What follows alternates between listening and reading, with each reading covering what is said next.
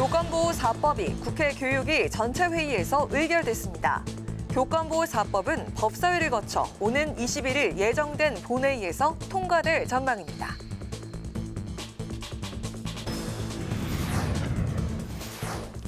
국민의힘 지도부가 73주년 인천 상륙작전 전승 행사에 총출동해 안보 행보에 나섰습니다.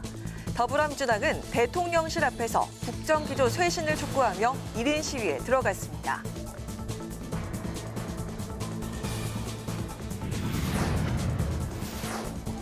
국회가 오는 19일 서울에서 한중앙아시아 국회의장 회의를 개최합니다. 김진표 국회의장은 중앙아시아의 전략적 가치의 중요성을 강조했습니다.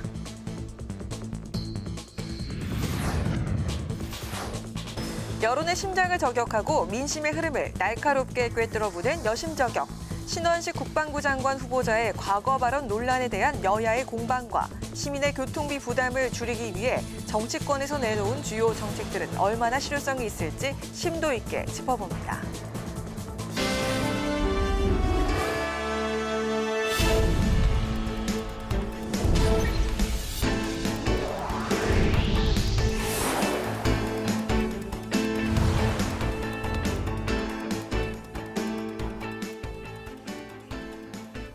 여러분 안녕하십니까? 9월 15일 금요일 국회 라이브 6 시작하겠습니다.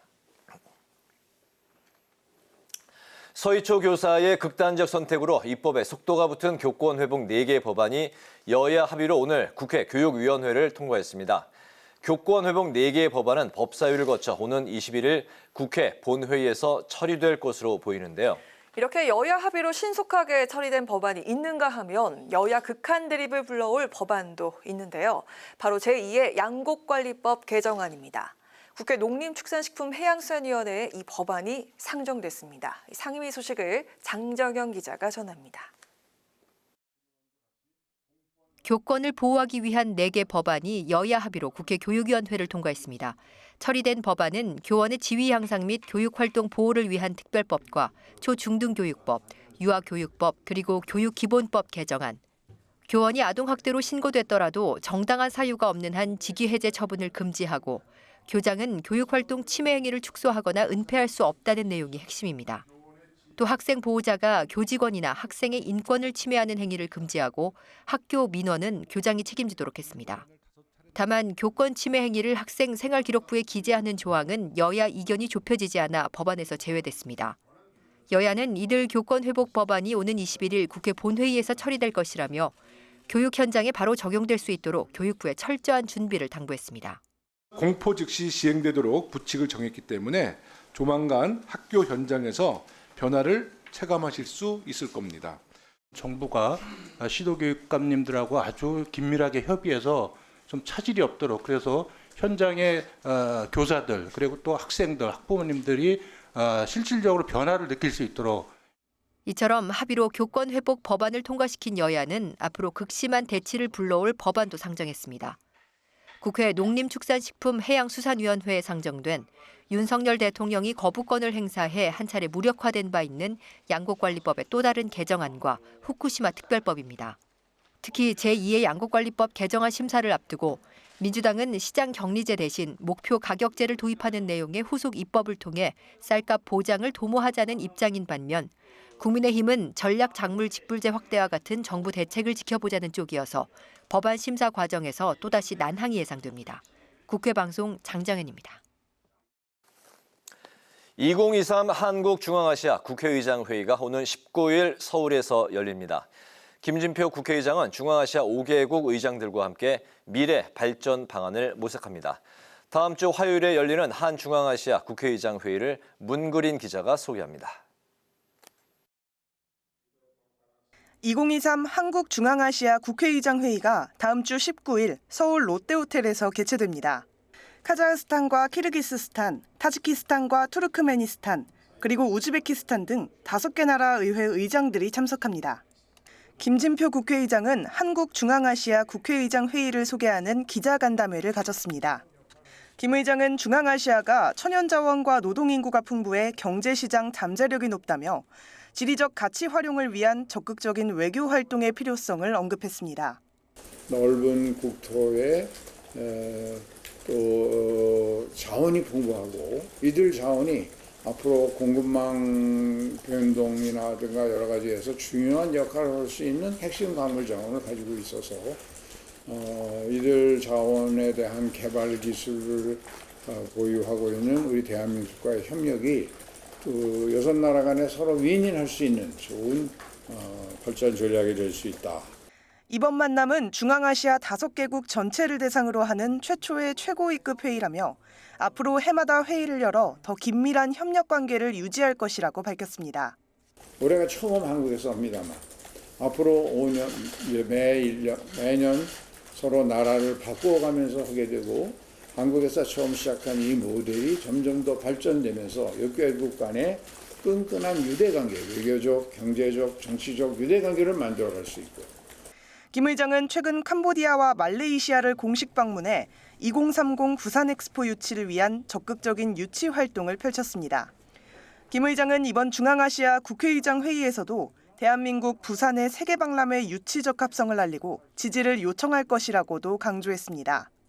또 기업들이 참석하는 다양한 프로그램도 마련해 5개국과 교류를 확대할 수 있는 기회도 제공합니다.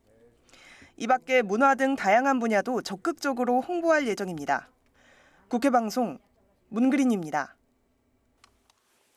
국회의장 직속 개헌자문위원회가 세종시에서 제3회 국민공감 개헌시민공청회를 개최했습니다. 공청회에선 실현 가능한 개헌 방안과 정치권과 국민이 공감할 수 있는 개헌 절차법 제정 등이 논의됐습니다. 한규미 기자가 보도합니다. 수도권과 강원에 이어 세종에서 열린 세 번째 국민공감 개헌시민공청회. 김 의장은 환영사를 통해 시대상에 맞춘 헌법 개정을 강조하며 자문위에 국민이 공감할 수 있는 개헌 방안 마련을 독려했습니다. 국회 세종의사당 건립에 청신호가 켜진 지금 세종시에서 국민공감 개헌 시민공청회를 개최하게 되어 뜻깊습니다. 국민이 주체가 되어 개헌 방향을 설정하고 개헌 내용을 수기하는 국민 개헌 시대의 첫 발을 힘차게 내디딥시다. 공청회에선 국민 참여와 단계적 개헌 절차를 도입하기 위한 개헌 절차법 제정 등에 대한 심도 있는 논의가 이뤄졌습니다. 발제에 나선 자문위원 국민대 정철 교수는 국회의 국무총리 추천제에 대한 우려를 제기했습니다. 국무총리 추천제가 들어오면은 행정부, 집행부 구성에 있어서의 대통령의 어떤 권한이 잠식되거나 제한되기 때문에 상당한 어떤 정부 형태의 혼란을 야기할 수 있고 세종시에서 열리는 공청회인 만큼 세종의 법적 지위 확보를 위한 행정수도 개헌 실현 방안 의견도 쏟아졌습니다. 육동일 충남대 교수는 국회 세종의사당 지연 이유를 거듭된 정쟁으로 지목하고 행정수도 개헌을 통해 갈등을 헌법적으로 해결해야 한다고 강조했습니다. 행정수도는 세종시다라는 헌법적 규정이 반드시 추가되어야만 지금 20년 동안 지금 갈등과 분열 속에 있는 세종시 문제를 종식시키고 국토 균형 발전에 새로운 역할을 하게 될 것이다. 이 밖에 자연스러운 수기를 위한 아래로부터의 개헌운동 필요성과 국회의원 불체포 특권 제한 등 다양한 의견이 제기됐습니다. 시민공청회는 경북권, 경남권, 호남, 제주권에서도 열릴 예정이며 자문위는 회의에서 제시된 의견을 바탕으로 헌법 개정 방향을 확정할 방침입니다. 국회방송 한규미입니다.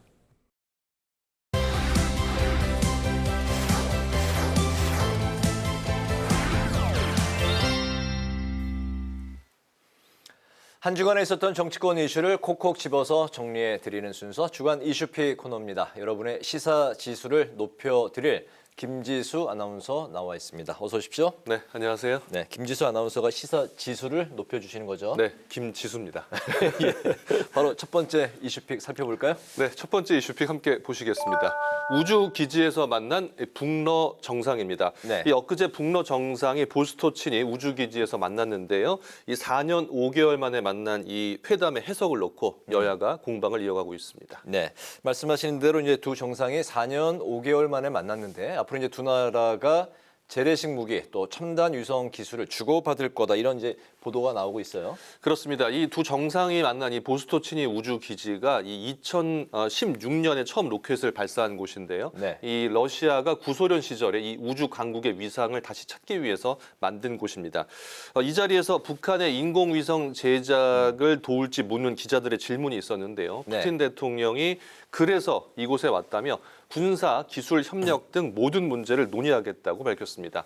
2시간 정도 이어진 회담이었는데요.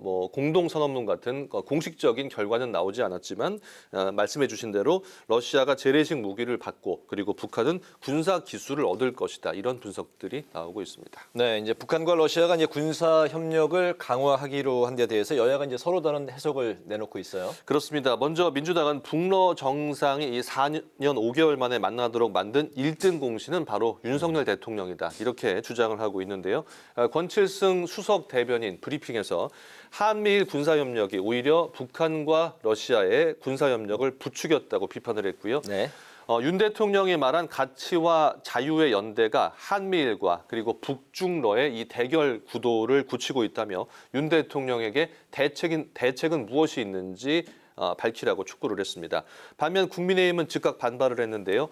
유상범 수석 대변인, 전 세계가 규탄하는 북러 회담을 오직 민주당만 정쟁에 이용하고 있다며 온갖 퍼주기로 북한이 도발할 수 있게 만든 건 문재인 정권이라고 강조를 했습니다. 또 김기현 대표도 이 두 나라의 협력을 악마의 거래에 빗대면서 두 나라의 무기 거래가 즉각 중단될 것을 촉구를 했는데요. 이처럼 북러의 무기 협상이 가시화됨에 따라서 북중러 협상이 다시 강화될지 여부에 세계의 이목이 집중되고 있습니다. 그렇군요.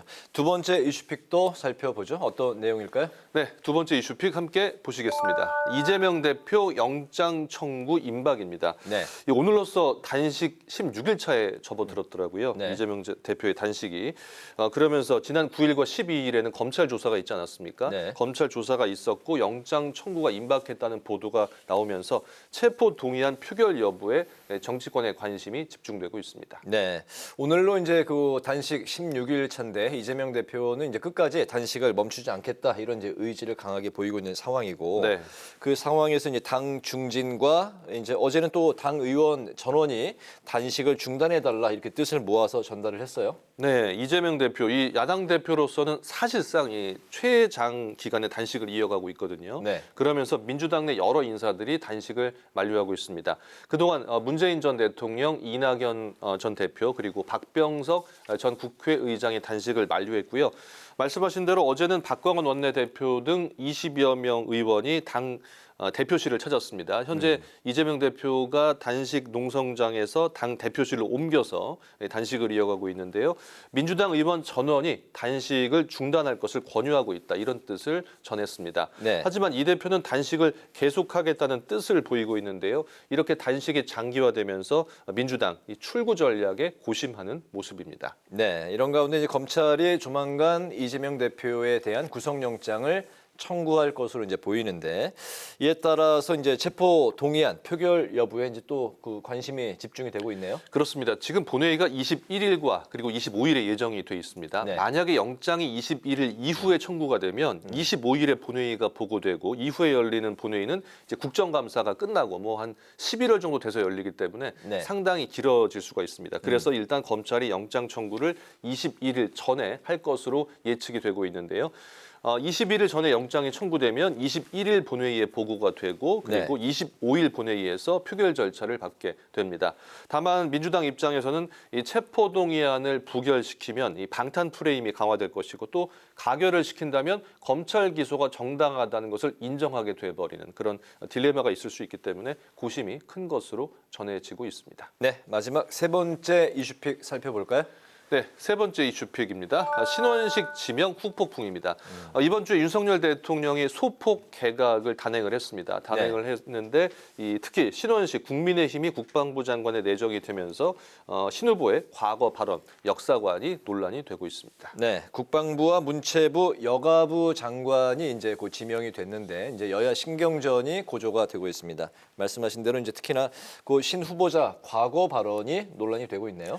네, 2016년 촛불 집회는 반역이라며 문재인 전 대통령을 향해서 극단적인 발언을 했고요. 네. 그리고 12.12 군사 쿠데타를 나라를 위한 것이다. 그리고 5.16 군사정변을 혁명이다. 지금 이렇게 발언을 했습니다.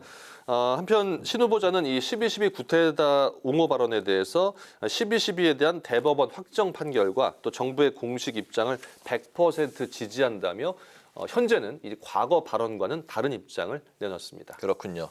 신 후보자 발언을 두고 민주당이 강한 비판을 이어가고 있어요. 네, 과거 신 후보자의 발언을 근거로 이번 개각이 퇴행적이다 이런 입장을 내놨습니다. 그리고 네. 인사를 철회해야 된다 이렇게 촉구를 했는데요. 박광원 원내대표 12.12가 나라를 구한 것이라고 하고 5.16 군사 쿠데타를 혁명이라고 하는 이미 역사적 평가와 헌법적 판단이 내려진 사실조차 부정하는 위험한 역사관을 신 후보가 갖고 있다고 비판을 했고요.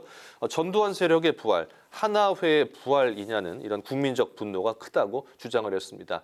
또 문체부 장관에 내정된 유인촌 후보에 대해서도 MB정부 때 입맛에 맞지 않는 공공기관장의 사퇴를 압박하고 문화예술계의 블랙리스트를 관리한 의혹을 갖고 있다고 밝혔는데요.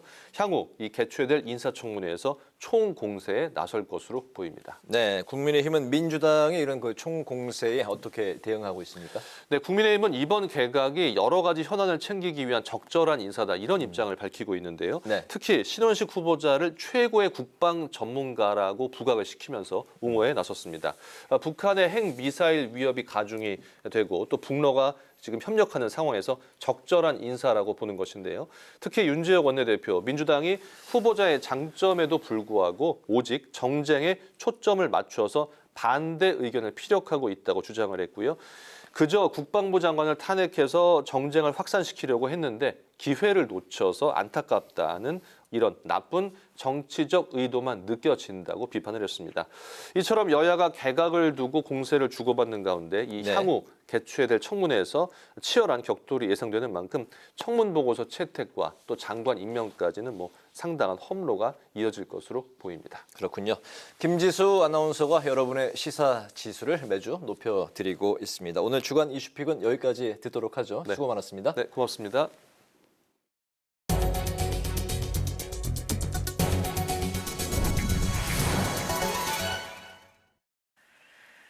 국민의힘은 민주노총 소속 전국 철도노조의 총파업이 명백한 정치 파업이자 민생을 볼모로 한 민폐 파업이라고 비판했습니다. 윤재욱 원내대표는 철도 노조의 핵심 요구 사항인 서울역 기반 KTX와 수서역 기반 SRT 통합은 결국 경쟁 없는 독점 체제를 구축하고자 하는 것이라고 주장했습니다. 그러면서 전국 철도 노조를 향해 공기업 노조이면서 국민의 편익은 안중에도 없고 독점 체제 구축으로 철법통을 지키려는 정치적 파업을 즉시 중단하라고 촉구했습니다. 더불어민주당이 윤석열 정권의 언론 탄압이 언론 파괴 수준이라고 비판했습니다. 박광원 원내대표는 지난 대선 때 보도로 윤석열 대통령의 명예가 훼손됐다는 이유로 검찰이 언론사와 기자들의 집을 압수수색하고 방심위와 방통위까지 나서 전방위 압박을 하고 있다고 주장했습니다. 그러면서 언론은 결코 장악될 수도 없고 장악되지도 않는다는 역사의 교훈을 잊어선 안 된다고 강조했습니다. 김진표 국회의장이 어제 저녁 국회에서 국회 경비대 소속 경찰관 2명이 외부인에게 흉기로 공격을 받아 부상을 입는 불상사가 발생한 데 대해서 강력 규탄했습니다. 김 의장은 국민의 대표기관인 국회에서 발생한 흉기 난동은 민주주의에 대한 심각한 위협이라며 이런 사태가 재발하지 않도록 즉시 필요한 모든 조치를 취하겠다고 강조했습니다. 한편 국회 경비대는 이틀 연속 흉기 난동이 벌어져 국회 경내는 물론 야외에 대한 경비도 강화했습니다.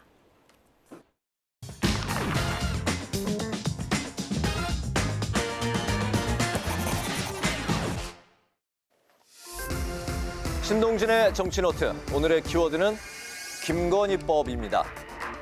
국민의힘이 당론으로 추진하겠다고 밝힌 개식용 금지 법안을 일명 김건희법으로 명명한 것을 두고 논란입니다. 김건희 여사의 이름이 붙은 이유는 애견인인 김건희 여사가 줄곧 개식용 금지 입장을 적극적으로 피력해왔고 여야가 이에 호응하면서 논의가 급물살을 탔기 때문인데요. 모처럼 이렇게 여야가 한 목소리를 내며 좋았던 분위기가 김건희법이라는 명칭을 두고 때 아닌 논란에 부딪힌 겁니다. 왜 김건희법이라고 했는지 참 기괴합니다. 양평고속도로는 김건희로드, 국회 입법안은 이제 김건희법이라고까지 부르고 이러다가 김건희 남편인 윤석열 대통령이라고 부르게 되는 건 아닌가. 글쎄 그걸 이름까지 거기다 붙여가지고 하는 것은 조금 더는 현실에 안 맞고 순수하게 정책은 순수해야 됩니다. 민주당뿐 아니라 당내에서도 지적이 나왔는데요. 유승민 전 의원은 법률에 대통령 부인의 이름을 붙이는 건 본 적이 없다면서 천재적 아부이자 한심한 작태라고 강하게 비판했습니다. 이에 박대출 국민의힘 정책위 의장이 미국의 레이디버드법을 예로 들면서 반론에 나섰는데요. 바로 이 레이디버드법, 미국의 제36대 존슨 대통령의 부인인 레이디버드 존슨의 이름을 딴 건데요. 유년 시절부터 텍사스의 들꽃을 사랑했다는 레이디버드 존슨은 대통령 부인이 된 뒤 환경운동에 본격적으로 나섰고 고속도로 주변에 광고판을 없애고 그 자리에 꽃과 나무를 심자는 고속도로 미화법, 일명 레이디버드법이 통과되는데 결정적인 역할을 했습니다. 이용 국민의힘 의원도 이에 힘을 실어서 미국에서도 법안 발의와 마찬가지로 미셸 오바마와 낸시 레이건의 이름을 딴 캠페인들이 있었다고 밝히면서 유승민 의원의 주장을 반박했습니다. 개식용 금지법을 대표 발의한 이현승 국민의힘 의원은 명칭 논란에 대해서 이렇게 주장했는데요. 사람 이름 딴 법안들이 가장 많이 있었죠. 그게 국민들이 쉽게 홍보를 되거든요. 예를 들면 청탁금지법이 김영란법으로 불린다든지 스쿨존에 교통사고 났을 때 처벌을 강화하는 게 민식이법이라든지 오히려 국민이 관심을 많이 받아가지고 공론화가 쉽게 이루어졌고 법안 통과가 이루어진 게 많거든요. 법안 명칭을 가지고 정쟁으로 갈 것이 아니고 국회에서 충실히 논의해가지고 이 법안을 빨리 통과시키는 게 더 중요하다고 생각을 합니다. 실제로 사람 이름을 따 입법에 성공한 법은 총 12개. 이 중에서도 법을 주도적으로 추진한 인물의 이름을 딴 법안은 오세훈법과 김영란법이 있습니다. 김영란법의 경우 2011년 6월 당시 김영란 국민권익위원장이 국무회의에서 법의 필요성을 밝힌 뒤 언론이 이름을 지었는데요. 부정청탁 및 금품 등 수수의 금지에 관한 법률이란 본래 이름보다 각인 효과가 커서 주로 지금까지 불리고 있기도 하죠. 이처럼 개식용 금지와 관련해 국회에 발의된 법안은 총 9건인데요. 21대 국회 임기 내 처리될 전망이지만 개식용 산업 종사자들의 반발은 넘어야 할 산으로 남아 있습니다. 지금까지 신동진의 정치 노트였습니다.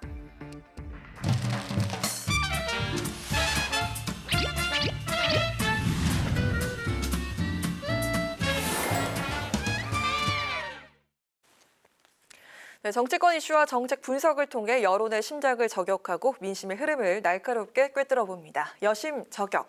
최수지 국민의힘 서울시 의원, 안규령 더불어민주당 상근부 대변인 나오셨습니다. 어서 오세요. 네, 안녕하세요. 네, 반갑습니다. 자, 바로 들어가 보도록 하겠습니다. 자, 먼저 신원식 국방부 장관 후보자가 오늘 9.19 남북 군사 합의에 대해서 폐기되는 것이 바람직하다면서 국방부 단독으로는 처리할 수 없다. 자, 이렇게 밝혔습니다. 과거 12.12 쿠데타와 5.16 군사정변을 옹호하고 노무현 문재인 전 대통령을 비난한 것에 대해선 청문회에서 입장을 밝히겠다면서 즉답을 피했는데요. 장관 후보자 적격성과 발언 논란. 자, 먼저 안 대변인부터 이야기를 들어보는 게 맞겠죠? 어떻게 보셨습니까? 어떻게 봤냐면 참담한 심정으로 봤습니다.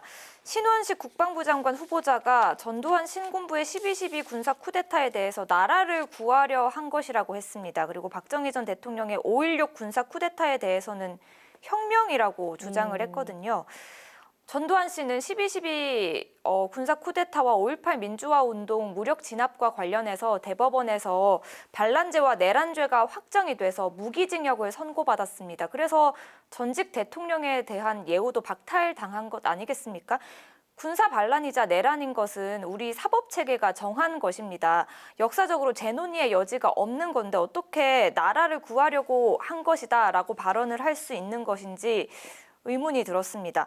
이미 역사적 평가와 헌법적 판단이 내려진 사안에 대해서 부정하는 위험한 역사관을 가지고 있는 사람을 어떻게 윤석열 대통령은 국방부 장관에 앉히려고 한 것인지 도무지 이해가 되지 않습니다. 이건 바로 군에 대한 모독이자 국민에 대한 모독이라는 생각이 들고요. 또 우려되는 것은 이런 사람이 국방부 장관이 되면 군을 정치적인 목적으로 이용할 수도 있겠다라는 좀 큰 우려가 듭니다. 신원식 국방부 장관 후보자의 이런 행보를 보면 장관보다는 극우 유튜버가 어울리는 분 같아요. 윤석열 대통령이 뭐 여러 가지 국가기관에 이어서 이제는 군까지 정쟁의 도구로 삼으려는 것은 아닌지 묻고 싶습니다. 네, 군까지 정치적으로 좀 이용할 우려가 있다 이렇게 보셨고, 최 의원도 전체적으로 어떻게 보셨습니까?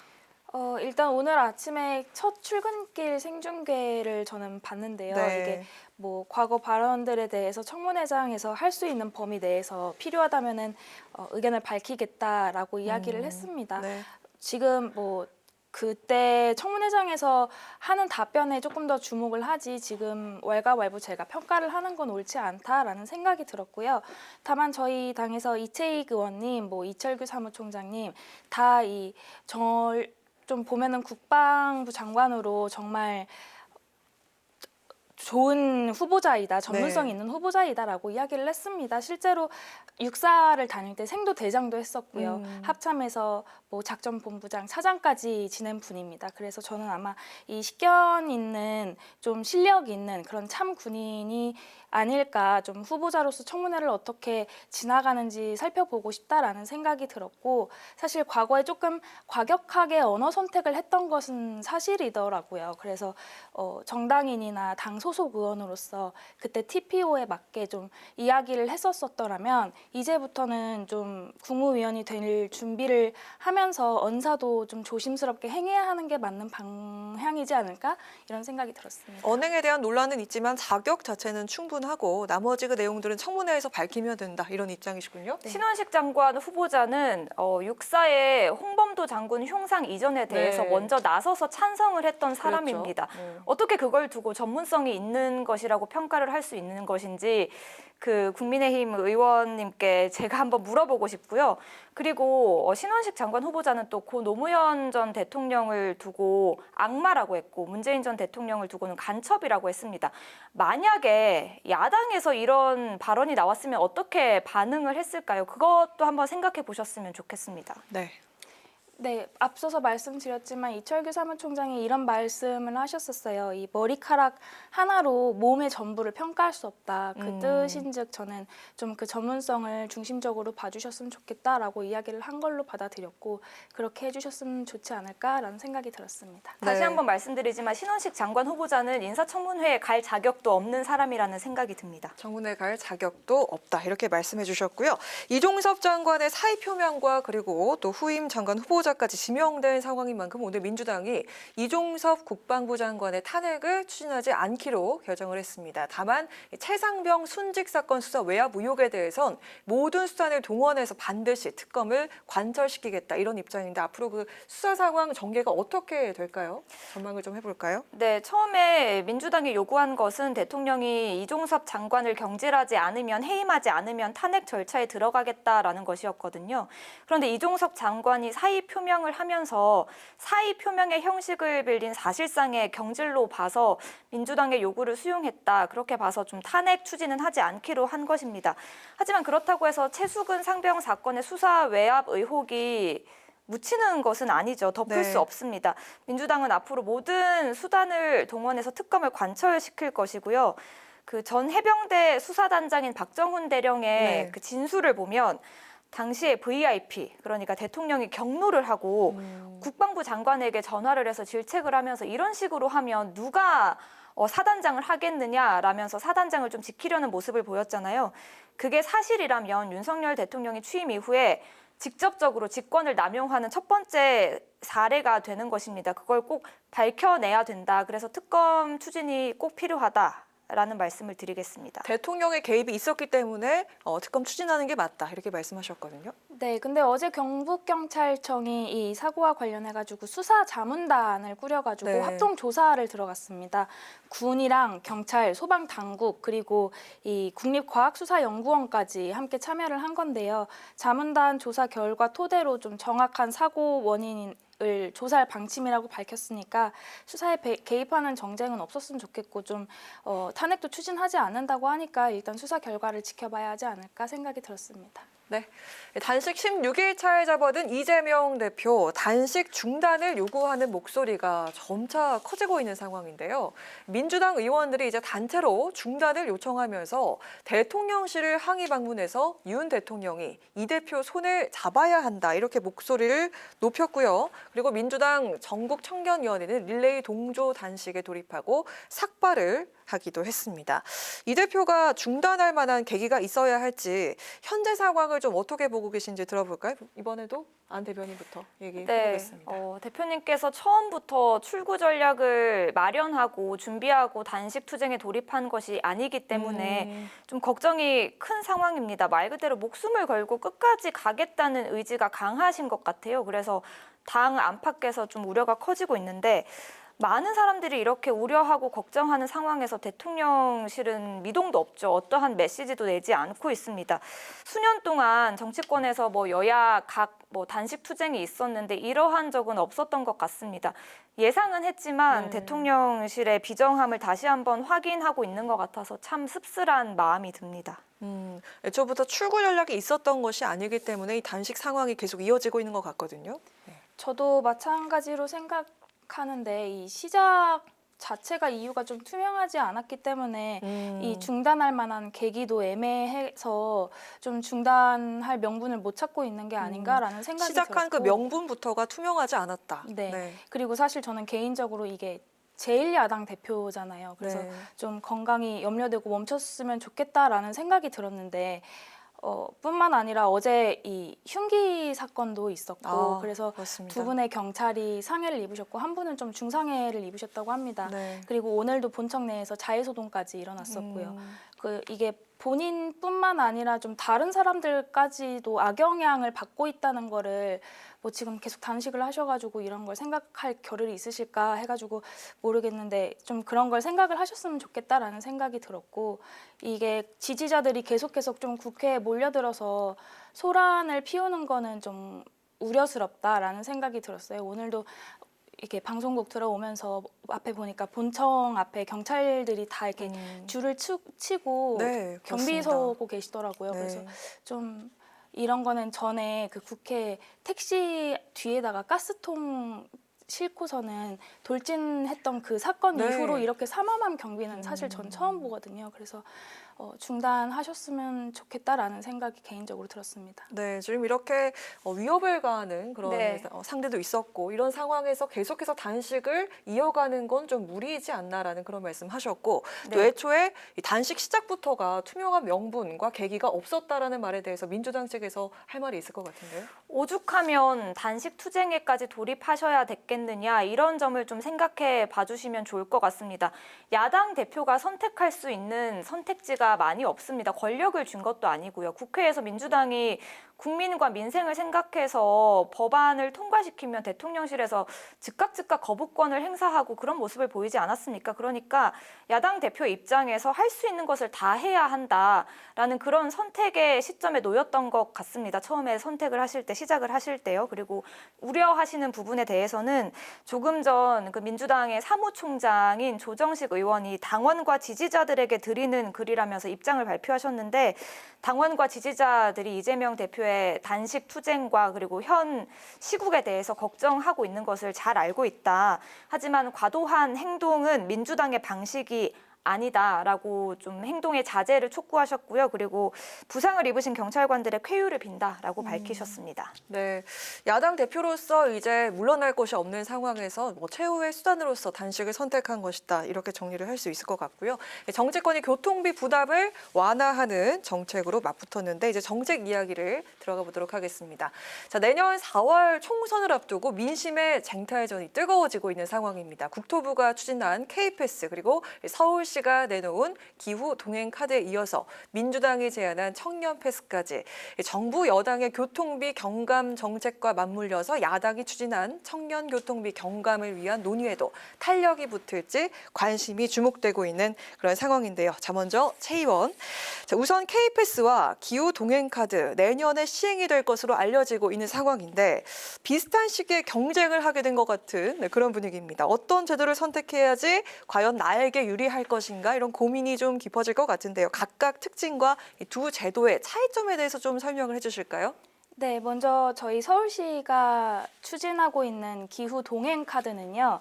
월 65,000원으로 책정이 됐습니다. 네. 이 65,000원으로 서울 지역에 있는 버스, 지하철 그리고 서울에 있는 그 공유 자전거 서비스 따릉이까지 네, 다 이용이 무제한으로 가능합니다. 또한 이게 대중교통 활성화 효과가 있다라고 제가 보고를 받았는데 서울 시민 50만 명이 한 사람당 이용했을 때 네. 연간 34만 원이 할인이 되고요. 또한 온실가스 감축 효과도 연간 32,000여 톤에 이른다고 합니다.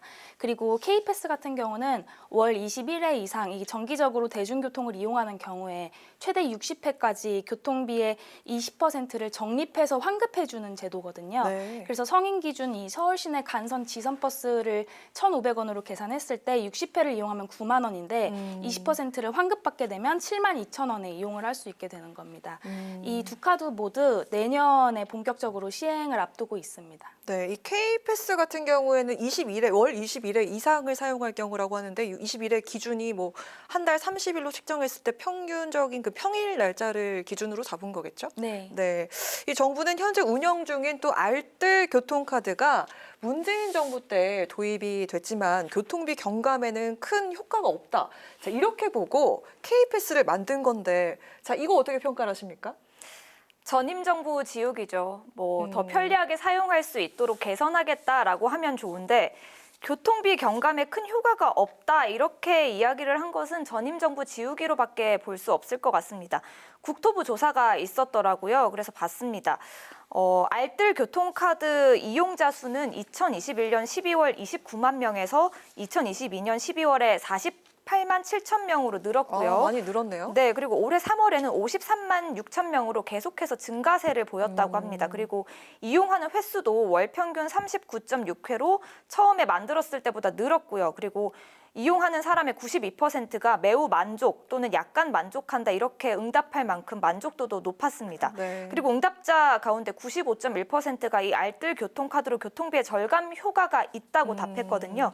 그러니까 이 알뜰 교통카드를 더 개선해서 더 편리하게 이용할 수 있도록 K카드를 만들었다 이렇게 K패스를 만들었다라고 이야기를 하면 납득이 될 텐데 이렇게 문재인 정부에서 만든 게 큰 효과가 없다라고 하는 건 국토부가 자기 부정하는 것밖에는 되지 않을 것 같습니다. 안 대변인 말씀 들어보니까 뭐 어느 정도 이용자들의 만족도는 상당히 높았던 걸로 이렇게 보이는데 또 그리고 좀 제기되는 문제점이 하나 있는 것 같습니다. K패스와 또 기후 동행 카드는 사용처와 혜택 방식이 또 다르지만 두 카드 일부 기능이 겹쳐서 중복이 된다 이런 지적이 있는데 자 이건 어떻습니까?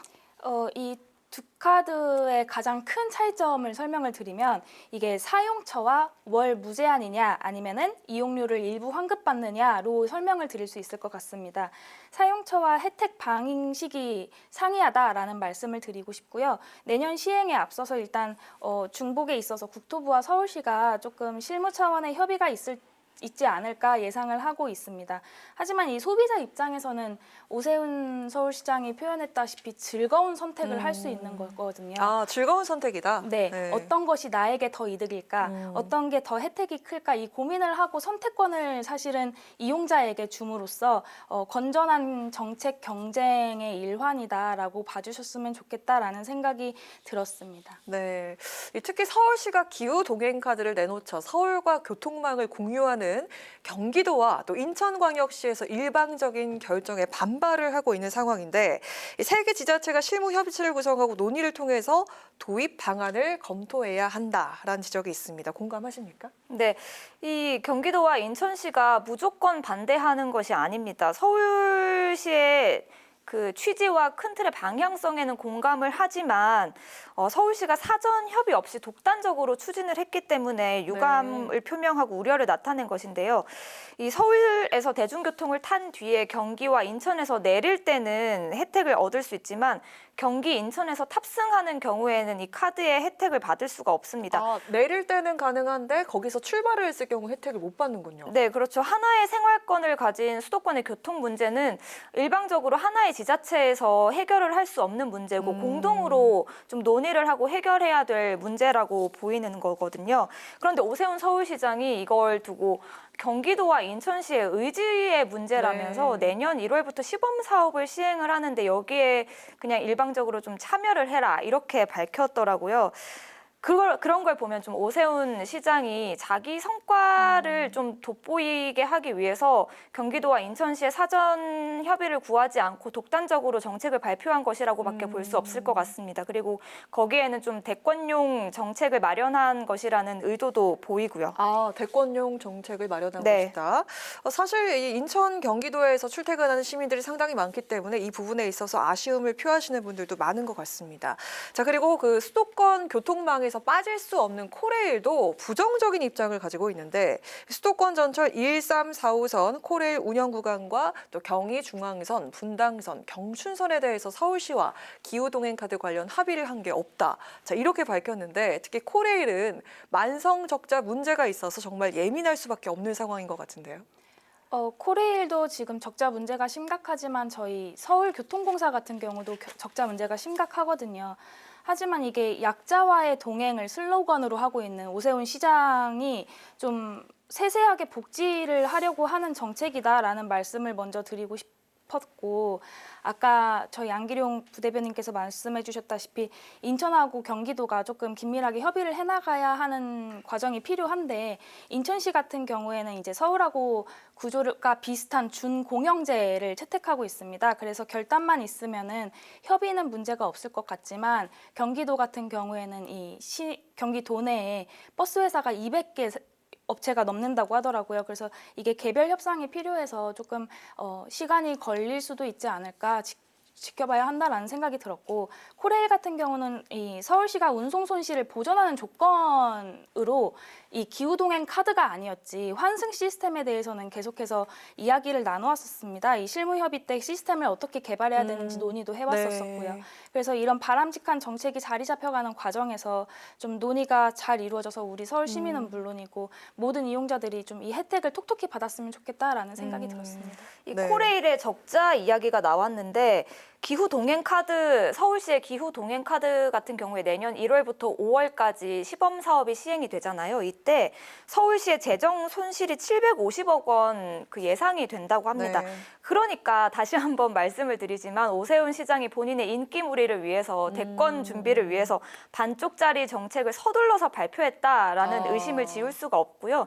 지금이라도 보류를 하고 경기도와 인천시와 그리고 정부의 K카드와도 좀 중복된다라는 문제가 제기되지 않았습니까? 그러니까 경기도, 인천시 정부와 좀 다시 논의를 하는 게 바람직할 것 같습니다. 사실 이 정책이 서둘러서 발표를 한 정책은 아니고 8개월 서둘러서 발표한 정책 아니다. 서울시에서는 8개월, 9개월 동안 준비를 해왔었거든요. 그리고 이게 사실 환승 시스템으로 준비를 해왔던 거지 기후동행 카드 이름을 꺼내니까 조금 적잖이 당황했다라고 코레일도 이야기를 해서 저도 협의 과정을 지켜봐야 한다는 생각이 들었습니다. 그렇게 보면 서둘러서 발표한 게 아닐 수도 있는데요. 그러면 그 기간 동안 수도권의 교통 문제를 위한 그 정책이잖아요. 그런데 그 기간 동안 왜 경기도와 인천시에는 아무런 협의를 하지 않고 좀 과장처럼 들릴 수도 있겠지만 비밀리에 추진한 게 아닌가라는 생각도 들 수밖에 없을 것 같습니다. 네. 자, 어제 또 김민석 민주당 청년위 의장, 정책위 의장이 K패스와 기후동행카드 등 교통비 절감 정책을 확대해서 월 3만 원에 청년패스를 만들자 이렇게 정부 여당에 제안을 했습니다. 구체적으로 이거 어떤 내용입니까, 안 대변인? 네, 저희가 쭉 이야기를 나눠봤지만 서울시의 기후동행카드 같은 경우에는 경기도, 인천시와의 협의 문제도 있고요. 그리고 기후동행카드와 정부의 K카드의 그 혜택이 좀 중복된다, 일부 기능이 중복된다라는 문제가 제기되지 않았습니까? 그러니까 이러한 문제를 좀 개선하면서 확대하고 통합하고 전국화로 가자는 것입니다. 그래서 서울시의 기후 동행 카드와 국토부의 K패스를 월 3만 원대 청년 패스로 확장시켜서 무엇보다 2030 청년들의 외부 활동을 무리 없이 부담 없이 좀 가능하게 해주자라는 취지입니다. 그리고 월 3만 원대 요금이거든요. 사실 서울시가 기후동행 카드를 내놓으면서 뭐 이야기하는 취지에는 공감을 합니다. 그런데 서울시가 최근에 버스나 지하철 같은 대중교통 요금을 대폭 인상하지 않았습니까? 대중교통 요금을 이렇게 올려놓은 다음에 기후동행 카드 이야기를 하니까 좀 조삼모사 같은 측면이 없지 않거든요. 네. 그러니까 민생과 기후를 동시에 살리자는 취지에는 공감을 하고 그걸 살리면서 좀 가격적인 측면에서 혜택을 더 주자라는 것을 제안한 것입니다. 이용 가능한 범위는 어떻게 되죠? 이용 가능한 범위는 네. 제가 미처 확인을 잘 못했습니다. 그런데 네. 뭐 이러한 여러 가지 K패스 기후동행 카드 같은 걸 좀 다 통합하고 확대하고 하나로 만들자라는 네. 것입니다. 더 저렴하기 때문에 청년들은 환영을 할 것 같은 그런 느낌이네요. 네, 그렇습니다. 네. 자, 결국 재원 조달 문제를 고려해야 되는 만큼 세부 논의가 필요해 보이는데 정부 여당이 청년 패스 제안을 받아들일까요? 저는 사실 김민석 민주당 네. 정책위의장이 한 이 이야기는 전형적인 숟가락 얹기 아닌가라는 생각이 들었는데 어찌 되었던 간에 옳은 정책적인 제안은 칭찬을 해줘야 하는 게 아닌가라는 생각이 들었습니다. 다만 이게 보편적인 복지가 아니라 조금 더 재원 조달을 고려했을 때 어떻게 청년들과 동행을 하는 게 옳은 방향일지 이 지원할 수 있는 계층이나 아니면은 금액이라든지 이런 네. 것들을 조금 같이 논의를 해보는 구체적으로 것도 좀, 네. 네, 바람직할 것 같다라는 생각이 들었고 이 정부 여당이라고 해가지고 무조건적으로 반대를 하지 않고 이런 또 좋은 제안들은 받아들일 수 있는 좀 바람을 그렇게 개인적으로는 가졌었습니다. 네, 말씀하신 것처럼 같은 취지, 좋은 취지에는 공감을 하고 같이 여야가 힘을 합쳐서 마련을 하는 게 맞죠. 그런데 숟가락 얹기라고 표현하신 거는 좀 과한 것 같고요. 숟가락 얹기라고 따지면 여야가 공감하는 개식용 금지와 관련된 거에 대통령 부인 김건희 여사가 김건희법이라고 하면서 숟가락 얹는 게 더 심한 문제 아닐까요? 그런 생각이 듭니다. 지금 마무리하는 상황에서 네, 김건희법이라고 이렇게 이게 숟가락을 얹는 거다 이렇게 얘기를 하셨는데 한 말씀만 하고 마무리하겠습니다. 네, 네, 앞서 네. 정치 노트에서도 나왔지만 저희 네. 서울시에서도 상당히 좀 화두에 올라 있는 조례 아니기도 하고 국회도 지금 그렇죠. 앞두었으니까 그거는 사실 너무 저희 김건희 여사가 네. 관심이 있어가지고 그렇게 이름이 붙은 것 같고 서울시 조례도 저희도 잘 봐야 하지 않는가 이런 생각이 들었습니다. 관심이 있어도 대통령 부인의 이름이 붙는 것은 좀 과하죠. 그리고 국민의힘 안에서 여론조사를 했다고 합니다. 그 당에서 조사를 했는데 이 개식용 금지와 관련해서는 사회적인 분위기를 바꿀 일이지 법으로 금지할 문제는 아니다라는 여론이 커서 당론으로 추진하지 않기로 했다는 거 아닙니까? 그런데 이 여론조사 이 이제 내부 여론조사를 다룬 언론 기사를 보고 좀 화들짝 놀랐는지 국민의힘에서는 다시 뭐 당론 추진하겠다 이렇게 이야기를 했잖아요. 저는 뭐 김건희 여사의 숟가락 얹기도 좀 지적하고 싶고 국민의힘의 용산 눈치 보기도 지적하고 싶습니다. 네, 저희가 뭐 협치를 얘기를 하다 보니까 이렇게 또 네, 주제가 흘러간 것 같은데요. 아무쪼록 그 교통비 부담을 줄이려는 시민들의 높은 관심을 받고 있는 만큼 실효성과 예산 문제를 고려한 심도 깊은 논의가 필요해 보입니다. 이제 요즘 저희 방송 끝나는 시간 밖에 나가면 하늘이 좀 어둑어둑한데 지금 국회 경비가 삼엄하니까 두 분 조심히 귀가하시기를 바라겠습니다. 지금까지 최수지 국민의힘 서울시 의원 그리고 안규령 민주당 상근부 대변인과 함께한 여심 저격 시간이었습니다. 두 분 고맙습니다.